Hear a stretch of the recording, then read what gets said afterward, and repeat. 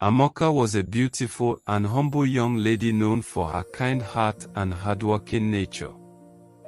She worked as a hairstylist, making people's hair to earn a living.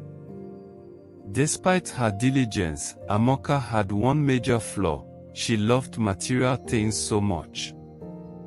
Among her many customers was Ngozi, a young girl of 28 years old who lived a luxurious life. Ngozi owned several cars, a beautiful house, and more. Amoka admired Ngozi's lifestyle immensely and longed to live the same way. One day, Amoka decided to approach Ngozi. "Hello, Ngozi," she said. "Hi, Amoka," Ngozi replied with a smile. "I have known you for some months now," Amoka began. "I would like you to show me the way. I want to live a flashy lifestyle like you." Ngozi smiled wider. "Are you sure you really want to make money?" "Yes, I can do anything for money," Amoka said eagerly. Ngozi gave Amoka her address and told her to come to her house the next evening. Amoka was ecstatic, even though she had no idea what Ngozi did for a living. The next evening, Amoka arrived at Ngozi's house. It was a large, beautiful mansion with a fleet of cars parked outside. Ngozi welcomed her warmly. Ngozi was actually a hookup girl, dealing with many sugar daddies and also providing girls for men. She went to her wardrobe and handed Amoka some sexy clothes to wear. "We are going somewhere," Ngozi said. Amoka tried to ask where they were going, but Ngozi told her to stop asking questions and just follow her instructions. That evening, Ngozi took Amoka to a club. Inside, Amoka saw many girls dressed in revealing clothes. She felt uncomfortable, but her determination to make money kept her going. They sat down drinking champagne. Amoka felt uneasy, but Ngozi encouraged her to relax. An hour later, a rich man named Chief Nu sent his driver to call Amoka. She was taken to Chief Nu's hotel room, where he asked her to freshen up before they got intimate. Nervously, Amoka did as she was told. That night, they slept together. The next morning, Chief Nu gave Amoka a large sum of money. She was overjoyed and went back to Ngozi's house to thank her for showing her the way. From that day, Amoka's new lifestyle began. She continued in the hookup business, making more money and attending nightclubs almost every night. She rented an apartment in Banana Island, Lagos. Life was good. One night at the club, Amoka met a handsome young man named Paul. He was very rich and drove a fancy car. Unknown to her, Paul was a ritualist. That night, Amoka followed Paul home. As usual, she went to the bedroom to freshen up before intimacy. When she returned, she started kissing Paul, but he stopped her. "Why?" Amoka asked, confused. "I need you to have intimacy with my horse," Paul said. Amoka was overwhelmed. "God forbid. I will never do that." "What is the big deal? I thought you were mature enough to know this is the current trend," Paul replied. "Do you know what you are asking me to do? Sleep with a horse?" Amoka asked, horrified. "I will give you 5 million naira, Paul said. 5 million naira. Are you sure?" Amoka asked, torn between disgust and temptation. Paul assured her he would fulfill his promise. After a lot of thought, Amoka reluctantly agreed. That night, she slept with the horse. The next morning, Paul credited Amoka's account with 5.3 million naira. She was ecstatic. I have never made this much money in one night before, she thought. Paul kept inviting Amoka to sleep with his horse, and she kept making more money. He introduced her to his colleagues who also asked her to come over and sleep with their horse.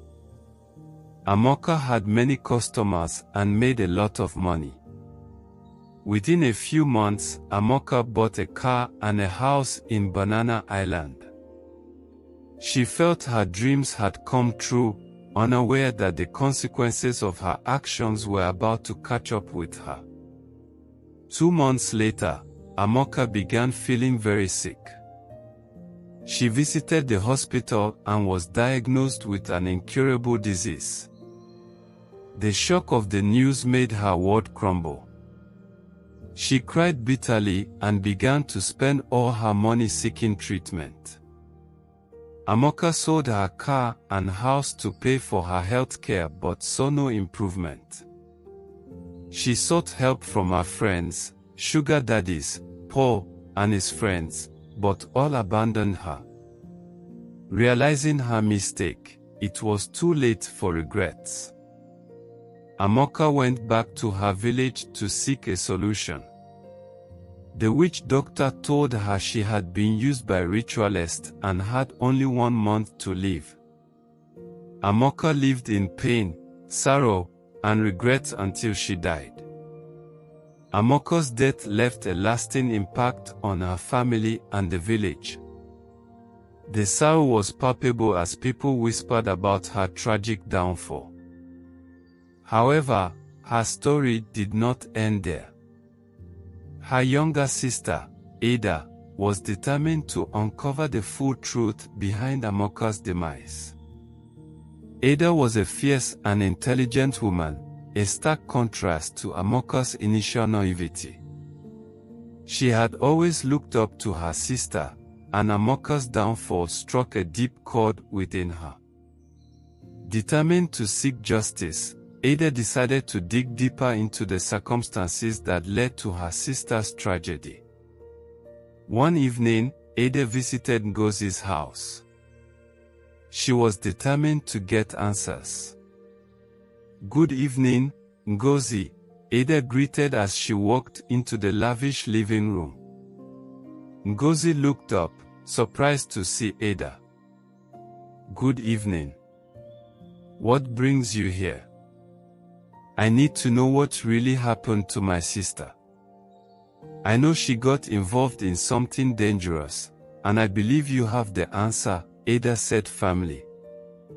Ngozi sighed, realizing she could not hide the truth any longer. Amoka wanted a good life and she got involved with some powerful people. She made choices that led to her demise. Ada's eyes narrowed. "What kind of choices, Ngozi? What did she do?"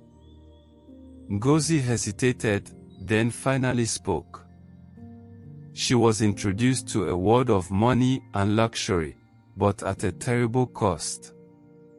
She ended up sleeping with a horse for ritualists to make money.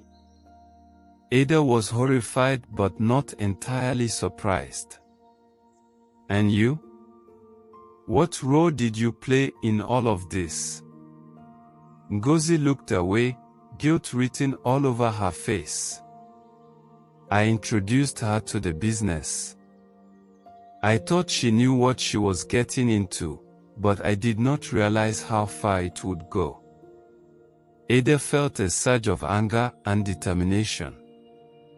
"You need to help me take these people down, Ngozi, for Amoka's sake." Ngozi nodded, realizing it was the least she could do.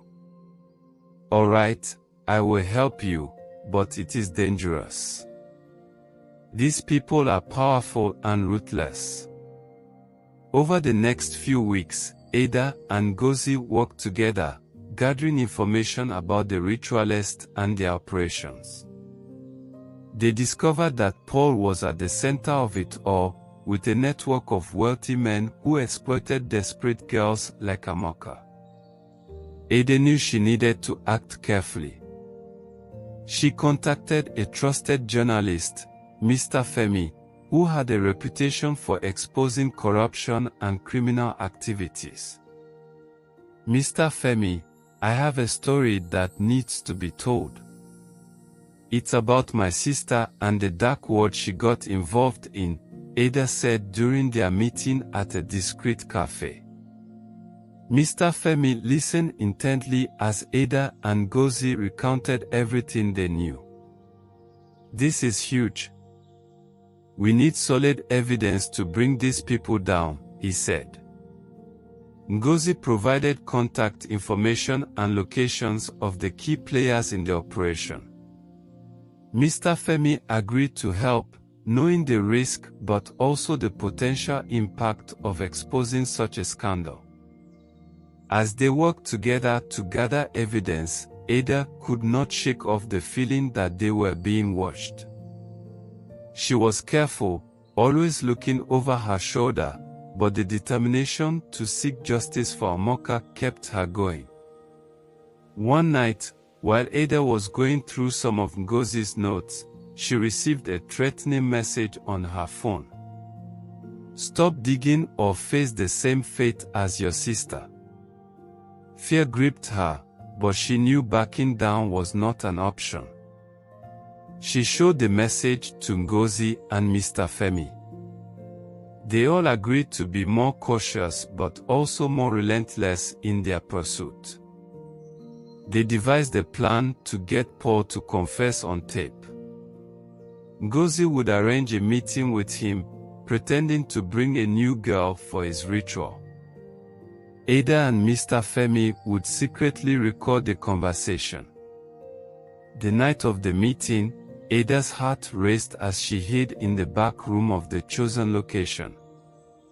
Ngozi and Paul arrived, and their conversation began. You know, Ngozi, this business has been very profitable for both of us, Paul said smugly. Ngozi played along.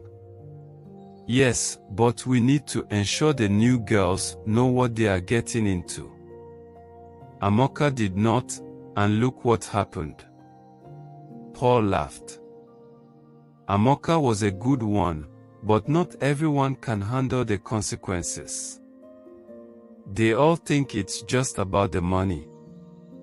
Ada and Mr. Femi listened intently, capturing every word. They had the evidence they needed. But as they prepared to leave, they heard a noise outside. Someone had tipped Paul off. Panic set in as they realized they were surrounded. Ada's phone buzzed with another threatening message. You cannot escape. Ada panted as she looked around the dimly lit room, searching for an escape route. Mr. Femi motioned for her to stay calm while Ngozi took out her phone, pretending to make a call. The tension in the room was palpable. Ngozi kept her composure as she addressed Paul. Paul, I need to step out for a moment. There's a minor issue with the new girl, she said smoothly, trying to buy time. Paul eyed her suspiciously but nodded. Make it quick. Ngozi exited the room, leaving the door slightly ajar. She signaled to Ada and Mr. Femi to follow her lead. As they slipped out quietly, they heard Paul's voice growing louder, aware that something was amiss. In the corridor, Ngozi whispered urgently, we need to get out of here now. There's a back exit. They hurried down the hallway, adrenaline pumping through their veins. Just as they reached the exit, they heard footsteps behind them. Ada's heart raced. They pushed through the door and found themselves in a narrow alleyway. Mr. Femi glanced back. "This way," he said, leading them towards the street. They managed to blend into the bustling city crowd, making their way to a safer location. Ada's phone buzzed again, but this time it was a message from Mr. Femi's contact in the police force. "We have the recording. Meet me at the safe house." Relief washed over them as they navigated through the city's maze-like streets. They finally reached the safe house, a small apartment where Mr. Femi's contact, Inspector Choku, was waiting. Inspector Choku greeted them with a firm handshake. "You did well. This recording is solid evidence. We'll take it from here." Ada nodded, her voice trembling with a mix of fear and determination. "Thank you, Inspector. Please, make sure these people pay for what they did to my sister." Inspector Choku assured her, "We will. You've done your part. Now let the law do its work." Over the next few weeks, the police launched a series of raids based on the evidence gathered. Paul and several of his associates were arrested, and their operation was dismantled. The story made headlines, thanks to Mr. Femi's relentless reporting. The public was outraged, and the scandal led to widespread condemnation of the exploitation and corruption that had been uncovered. Ada felt a bittersweet sense of closure. She had avenged her sister's death, but the pain of losing Amoka would never fully heal. She decided to honor her sister's memory by starting a foundation to help young girls avoid the traps that had ensnared Amoka. With Ngozi's help, she began educating and empowering vulnerable women, providing them with opportunities for a better future. As Ada stood before a group of young women at a seminar, she spoke with conviction.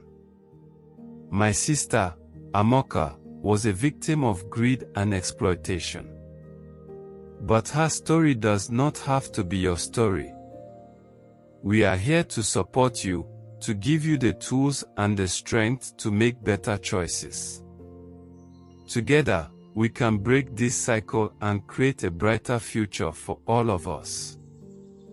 The room erupted in applause, and Ada felt a sense of purpose and hope.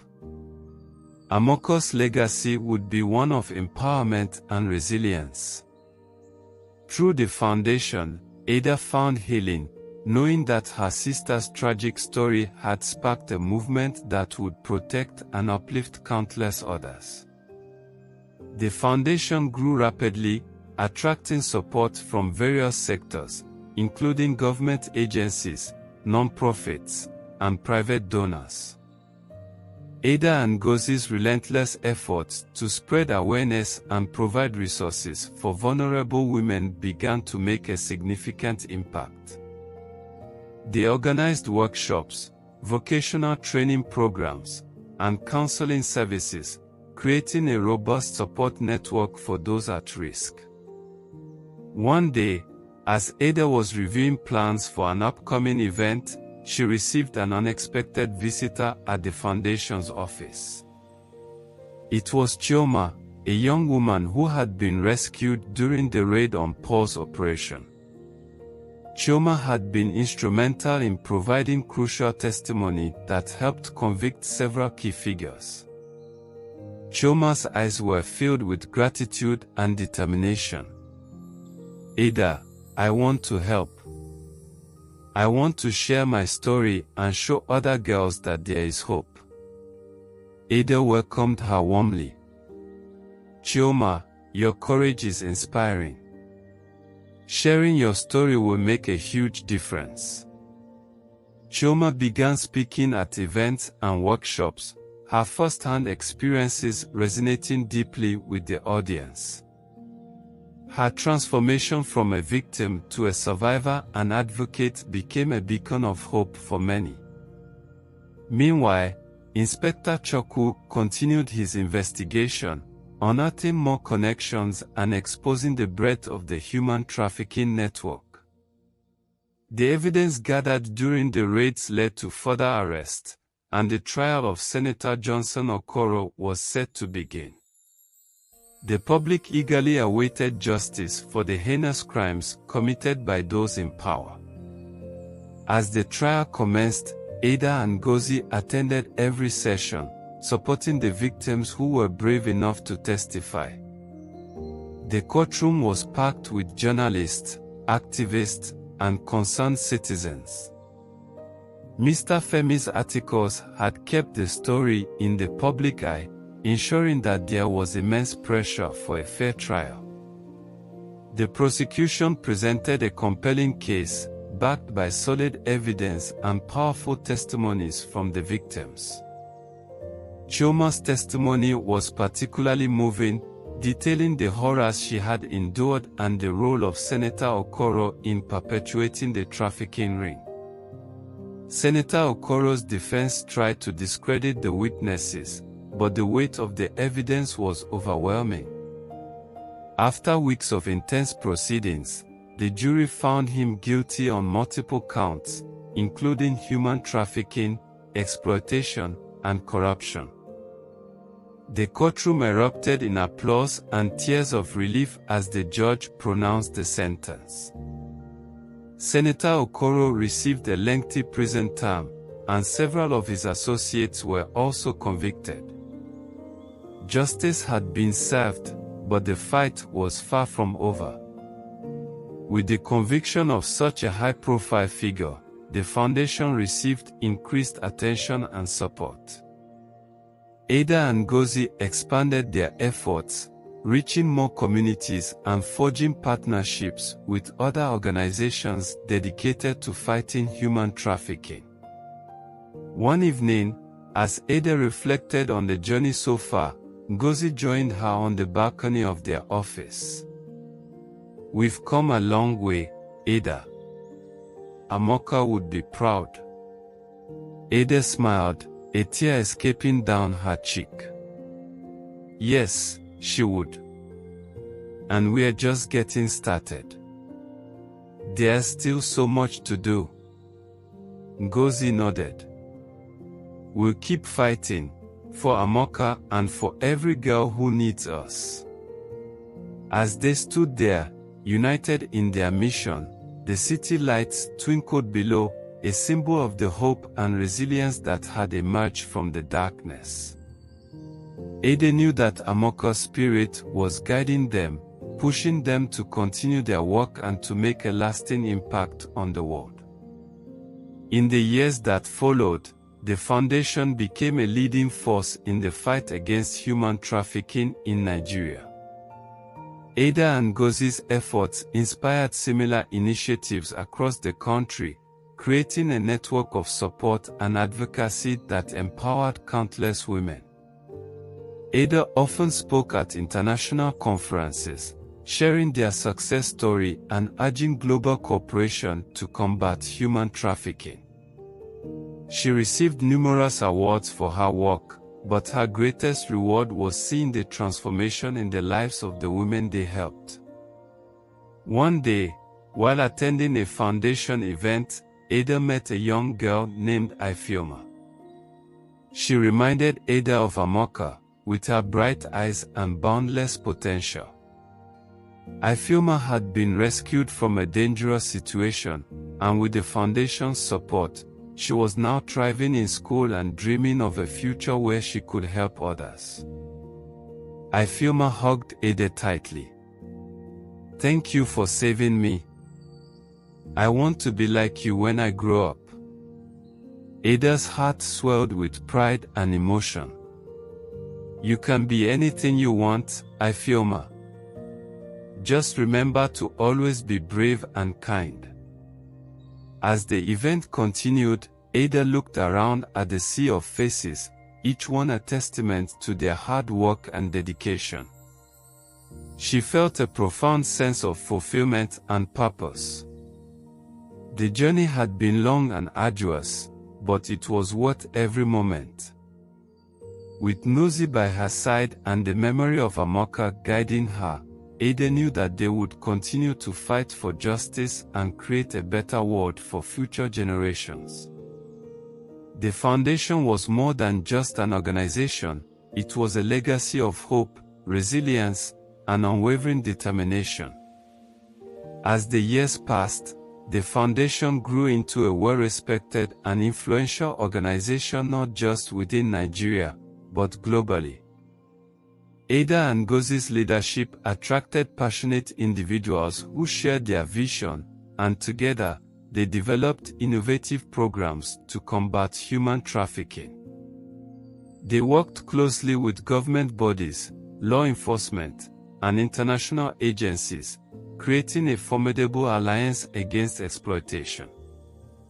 One of their most successful initiatives was the Bright Futures program, which provided education and vocational training for survivors of human trafficking. The program offered scholarships, mentorship, and career placement services, empowering survivors to rebuild their lives and achieve their dreams. One day, while reviewing the latest progress reports from the Bright Futures program, Ada received a letter that filled her with a mix of emotions. It was from Paul, who was serving his prison sentence. He expressed remorse for his actions and gratitude for the chance to reflect on his life. He wrote about the profound impact of hearing Chioma's testimony during the trial and how it had sparked a desire within him to make amends. Ada read the letter to Ngozi, who shared her sense of hope and redemption. People can change, Ada. Even those who have caused great harm. It's a reminder that our work touches more lives than we know. The foundation decided to expand their outreach to include rehabilitation programs for former offenders like Paul, who showed genuine remorse and a willingness to reform. They partnered with correctional facilities to provide education and counseling, aiming to reduce recidivism and promote positive change. Meanwhile, Chioma continued to be a powerful advocate, her story resonating with people across the nation.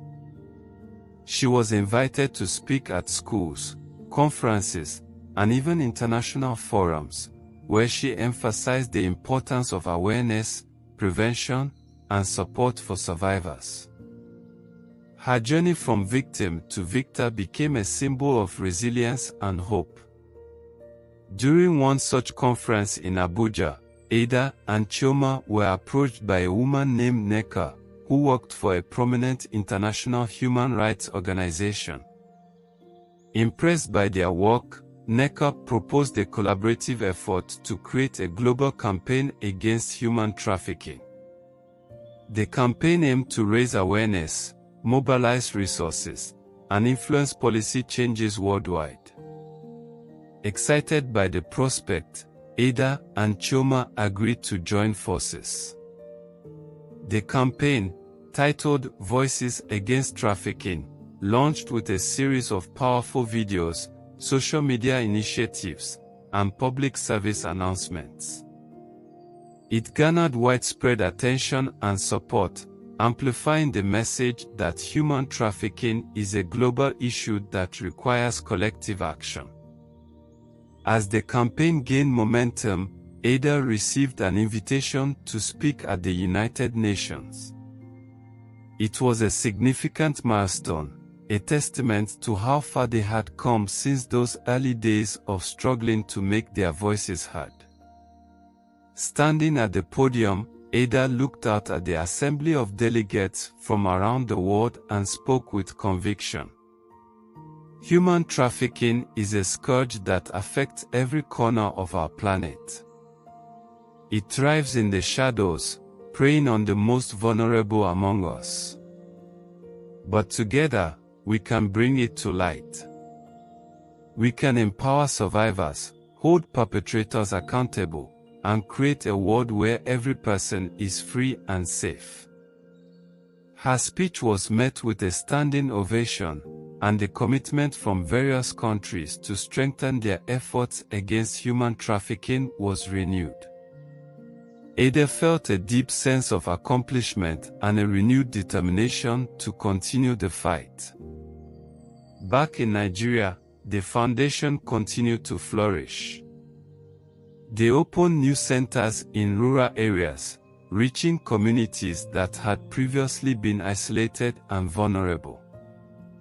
The network of support grew stronger, with survivors becoming advocates, mentors, and leaders within their own right. One afternoon, as Ada and Ngozi were discussing future plans, they received a surprise visit from Ifeoma. Now a young woman, she had just graduated with honors from university and had been accepted into a prestigious law school. Ifeoma's journey from a rescued child to an aspiring lawyer was a poignant reminder of the impact of their work. "I want to specialize in human rights law," Ifeoma said with a radiant smile. "I want to help others like you helped me." Ada hugged her tightly, tears of joy streaming down her face. "You've already made us so proud, Ifeoma. You're going to change the world." The foundation celebrated Ifeoma's achievements, knowing that she represented the future they had fought so hard to build. As the celebration continued, Ada took a moment to step outside, looking up at the sky where the first stars of the evening began to twinkle. She thought of Amoka, whose dream had sparked this incredible journey. Ada whispered a silent promise to her friend. "We'll keep fighting, Amoka. For you, for every girl who needs us, and for a world where justice and compassion prevail." With renewed vigor and an unyielding spirit, Ada, Ngozi, and their team continued their mission. Their story was one of resilience, hope, and the unwavering belief that change is possible. And as they moved forward, they knew that their legacy of love and courage would inspire generations to come.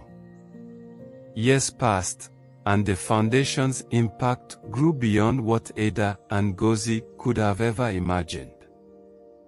They established partnerships with organizations across the globe, sharing resources, strategies, and hope. Their work led to stricter laws, more comprehensive support systems for survivors, and a broader awareness of the human trafficking crisis. One day, as Ada was walking through one of their centers, she was stopped by a young girl named Zainab. With a shy smile, Zainab handed her a drawing. It depicted a group of women standing together, strong and unbroken, with the words, "Hope and Freedom," written above them. "It's for you," Zainab said softly. "Thank you for everything." Ada felt a lump in her throat as she looked at the drawing. It was a powerful reminder of why they did what they did. Each life they touched, each person they helped, was a victory against the darkness. As the foundation celebrated its 10th anniversary, Ada and Ngozi hosted a grand event, inviting all those who had supported them along the way. Survivors shared their stories, showcasing their remarkable transformations. It was a night of reflection, joy, and looking forward to the future. Ada took the stage to address the crowd, her heart swelling with pride and gratitude. "When we started this journey, we could never have imagined the impact we would have. But this isn't just our success, it's all of yours.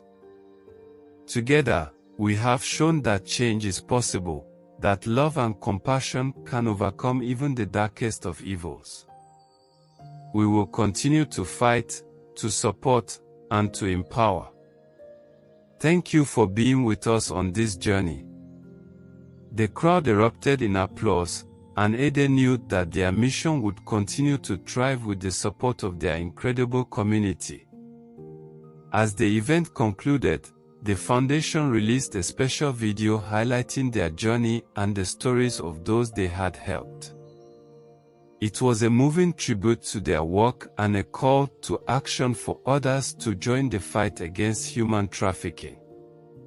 For those watching the video, Ada had a final message. If you've been inspired by our story and want to make a difference, please subscribe to our channel, follow our journey, and join us in creating a world where everyone is free. Moral lessons from the story. This story teaches us about the dangers of materialism, the power of determination, and the importance of justice. Amoka's pursuit of wealth led to her downfall, while her sister Ada's relentless fight for justice shows the strength of persistence. The collaboration between Ada, Ngozi, and Inspector Ola underscores the importance of community support in overcoming adversity. The narrative highlights that our choices have significant consequences, and the courage to speak out against injustice is crucial for change. It also emphasizes the need for awareness, education, resilience, and hope in combating exploitation and rebuilding lives. If you enjoyed this story and want to stay informed about more important issues, please subscribe to our channel, like, share, and leave a comment below. Let us know where you're watching from and join us in making a difference. Thank you for your support.